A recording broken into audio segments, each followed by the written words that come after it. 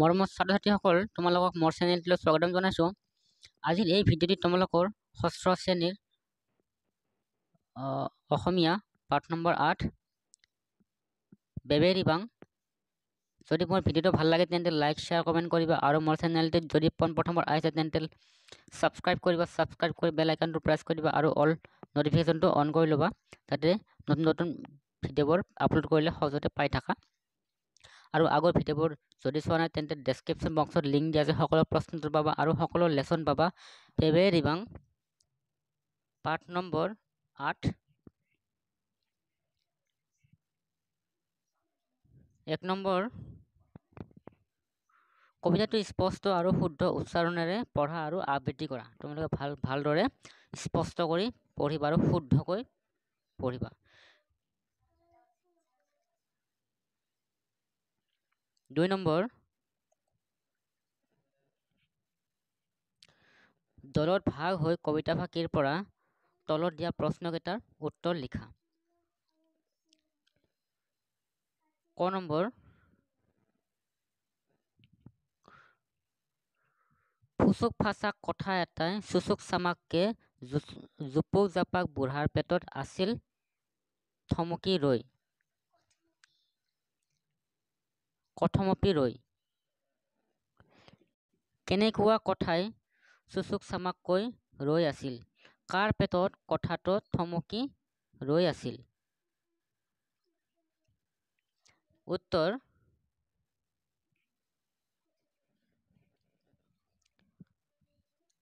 ফুচুক ফাচাক কথা এটাই চুচুক চামাককৈ ৰৈ আছিল। এবাৰ কাৰ পেটত কথাটো থমকি ৰৈ আছিল? কথমপি ৰৈ আছিল, এইটো জোপোক জাপাক বুঢ়াৰ পেটত কথাটো ৰৈ আছিল। ঠিক আছে। খ নম্বৰ পলক পালাক চকুৰে চাই মলক দেও আহিল, তিনিপৰ মান বহিল, গুজুক গাজাক কথাৰ মেল, পলক পালাক চকুৰে চাই কোন আহিছিল? কথাৰ মেল কিমান পৰ বহিছিল? উত্তৰ পলক পালাক চকুৰে চাই মলক দেও আহিছিল, কিমান পৰ ৰৈ আছিল? কথাৰ মেল তিনিপৰ মান বহিছিল। গ নম্বৰ কবিতাটিৰ কথাখিনি গদ্য ৰূপত কোৱা আৰু লিখা। তোমালোক নিজে কৰিবা। ঠিক আছে। 3 নম্বৰ ভলভলীয়া বুঢ়া সলসলীয়া মুখ, এবাৰ সুৰুঙা পাই ঢলক ঢালাক বাগৰি পৰিল। ফুচুক ফাচাক কাই কথাখিনিৰ ভাৱ বহলাই লিখা। নিজে কৰিবা। ঠিক আছে। 4 নম্বৰ কবিতাটিৰ পৰা ক বৰ্ণৰে শেষ হোৱা শব্দবোৰ বাছি উলিয়াই লিখা। উত্তৰ ফুচুক ফাচাক চুচুক জোপোক পলক পালাক মলক গুজুক গাজাক ঘটক ঘাটাক মটক মাটাক খটক খাটাক ভুতুক ভাটাক ঢলক ঢালাক টুপুক টাপাক মুচুক মাছাক। 5 নম্বৰ উত্তৰ দিয়া। ক ভাত উতলা দি ভুতক ভাটাক কৈ বুঢ়াৰ পেটত উতলি থাকি কণ ওলাব নোৱাৰা হৈ আছিল। উত্তৰ ভাত উতলা দি ভুতক ভাটাক কৈ বুঢ়াৰ পেটত উতলি থাকি ফুচুক ফাচাক কথা ওলাব নোৱাৰা হৈ আছিল। খ নম্বৰ মলক দেও কেনেকৈ যাব ওলাল? উত্তৰ মলক দেও খৰম খটক খাটাক কৰি যাবলৈ ওলাল। গ নম্বৰ মলক দেওৰ কেনেদৰে বাট বুলিছিল? উত্তৰ মলক দেৱে মুচুক মাছাক হাঁহি মাৰি বাট বুলিছিল। 6 নম্বৰ ভাত উতলি আছিল। ভূতক ভাতাকে ভাত শব্দটো বিশেষ্য পদ, ইয়াৰ বিশেষণৰ ৰূপটো ভতুৱা। এনেধৰণৰ শব্দ আৰু সেই শব্দৰ প্ৰয়োগেৰে বাক্য গঠন কৰি তলত তালিকাখন পূৰ কৰা।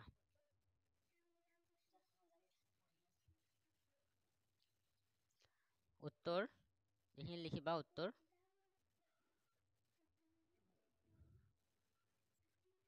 লিখিবা এইখিনি, ঠিক আছে। ভালদৰে চাই লিখিবা আৰু এইখিনি আছে লিখিবা, ঠিক আছে। 7 নম্বৰ, দুজনীয়া দলত বিভক্ত হৈ উদাহৰণ চাই অন্তৰ্মিল থকা আন শব্দ গঠন কৰিবলৈ চেষ্টা কৰা। কৈ, গৈ, ৰৈ। 1 নম্বৰ, মুচুক মাচাক। উত্তৰ ফুচুক ফাচাক, খুচুক খাচাক, কুচুক কাচাক। লিখিবা দেই। এইবাৰ লিখিবা টুপুক টাপাক। উত্তৰ চুপুক চাপাক, চুচুক চামাক, জুপুক জাপাক। কুৰুক কাৰাক। উত্তৰ মুৰুক মাৰাক, ভুৰুক ভাৰাক, পুৰুক পাৰাক। চলচলীয়া।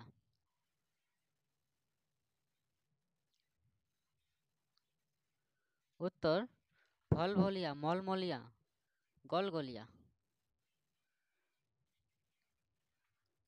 কিচমিচিয়া। উত্তৰ মিচমিচিয়া, বিজবিজিয়া, চিকচিকিয়া। এনেকৈ লিখিবা দেই। তো 8 নম্বৰ, কবিতা কেইফাকি পঢ়া আৰু অনুৰূপ শব্দবোৰত এনেধৰণৰ চিন দিয়া।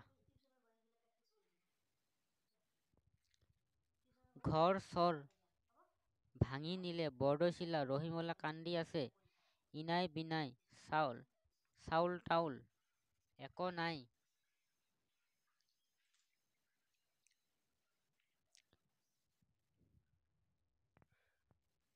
খৰি বৰ তিতা, ছাগলী তাগলী, কেনি গাল, চেদেলি ভেদেলি, ভিটা।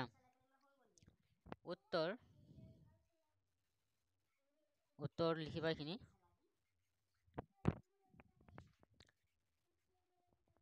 ঘৰ চৰ ভাঙি নিলে, বৰদৈচিলা ৰহিমলা কান্দি আছে, ইনাই বিনাই।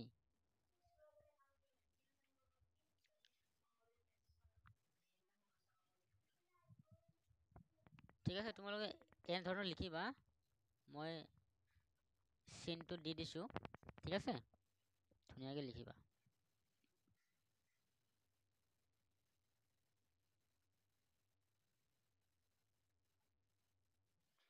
9 নম্বৰ চাবা।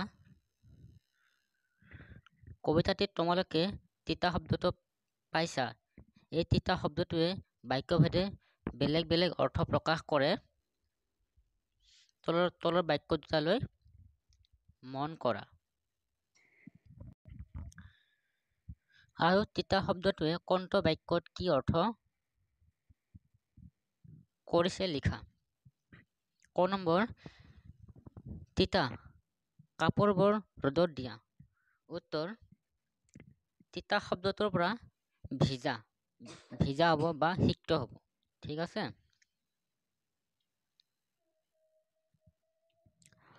খ নম্বৰ, পংকজে তিতা বস্তু খাবলৈ বেয়া পায়। উত্তৰ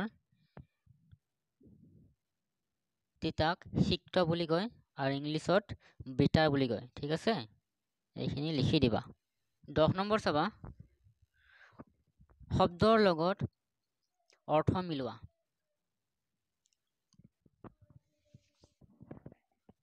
ঠিক আছে,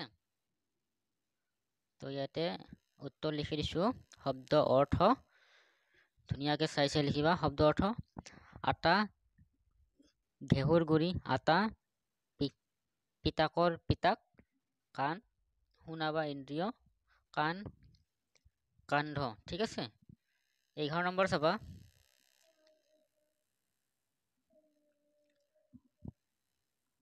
চকৰিটোত থকা শব্দৰে কবিতা দুফাকি সম্পূৰ্ণ কৰা। এই চকৰিটোৰ পৰা এইখিনি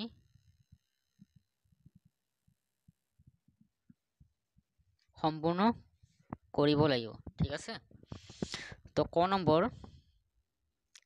নিজৰা বৈ যায় ডেছকৈ। উত্তৰ, নিজৰা বৈ যায় কুল কুলকৈ। ভমৰাই উৰি ফুৰে ডেছকৈ। উত্তৰ, ভমৰাই উৰি ফুৰে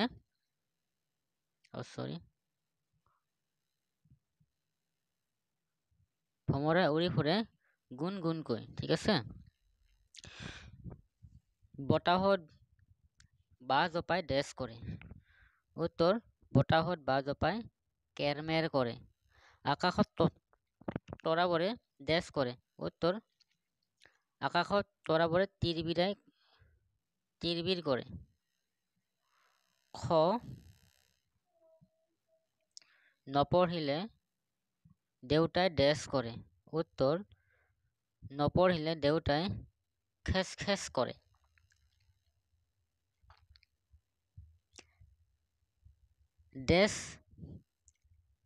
ডেছ মাৰি ভাইটি লৰ মাৰে। উত্তৰ, মিচিক মাছাক হাঁহি মাৰি ভাইটি লৰ মাৰে।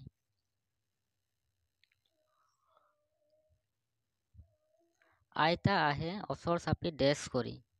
উত্তৰ, আইতা আহে ওচৰ চাপি খৰক বৰক কৰি। ভণ্টিও আহে বিস্কুট খাই ডেছ কৰি।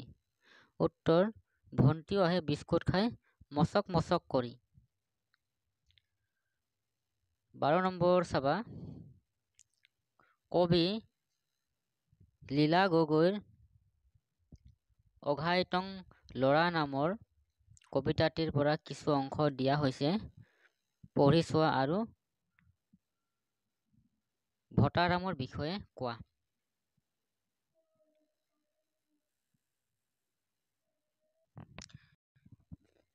তোমালোক নিজে কবা। ঠিক আছে,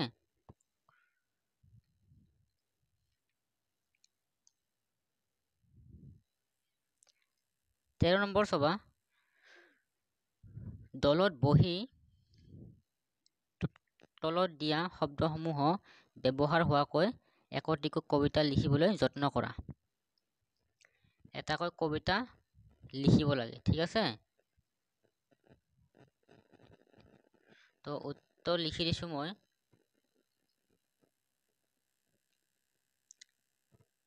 উত্তৰ লিখিবা, ঠিক সময় ঘড়ী কৰে টিক টিক, সৰু সৰু তৰাবোৰে জ্বলে চিকমিক, টং টং মন্দিৰ ঘণ্টা বাজিল, খপজপ কৰি তাই লবৰ উঠিল, গুৰুম গুৰুম মাত আহিল দেৱলী। এইবোৰ মই কবিতা লিখি দিছো, তোমালোকে চাই চাই লিখিবা ধুনীয়াকে। তো 14 নম্বৰ চাবা, দলত আলোচনা কৰি কাষৰ বাকচৰ ভিতৰত থকা শব্দ খটুৱাই তলত দফাটি সম্পূৰ্ণ কৰা। কি দিয়া আছে, গলগলীয়া, সলসলীয়া, চলচলীয়া, পৰিপাটি, ৰংচঙীয়া, তজবজীয়া, খদমদম, খপজপ, এইবোৰ এই খালী ঠাইবোৰত বহাব লাগিব।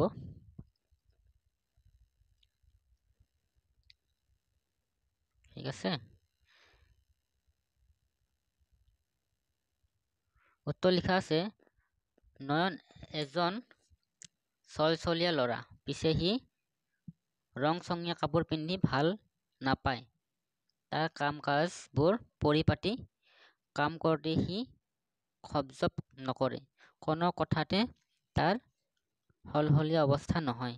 সি তাৰ মনৰ ভাৱ খদমদমকৈ প্ৰকাশ কৰিব পাৰে। তাৰ মাতটো গলগলীয়া। এদিন এখন সভাত সি শ্বহীদসকলৰ বিষয়ে কৈ আছিল। তাৰ ভাষণ শুনি লগৰীয়া চকু চলচলীয়া হৈছিল। ঠিক আছে, মৰমৰ ছাত্ৰ ছাত্ৰীসকল, আজিলৈ ইমানেই। মোৰ চেনেলটিত যদি পোনপ্ৰথমবাৰ আহিছে তেন্তে ছাবস্ক্ৰাইব কৰিবা, ছাবস্ক্ৰাইব কৰি বেল আইকনটো প্ৰেছ কৰি দিবা। আৰু আগৰ ভিডিঅ'বোৰ যদি চোৱা নাই তেন্তে ডেছক্ৰিপশ্যন বক্সত লিংক দিয়া আছে, তোমালোকে ক্লিক কৰি চাব পাৰিবা। সকলো প্ৰশ্ন উত্তৰ আছে, A to Z প্ৰশ্ন উত্তৰ আছে আৰু সকলো লেচন পাবা। ঠিক আছে।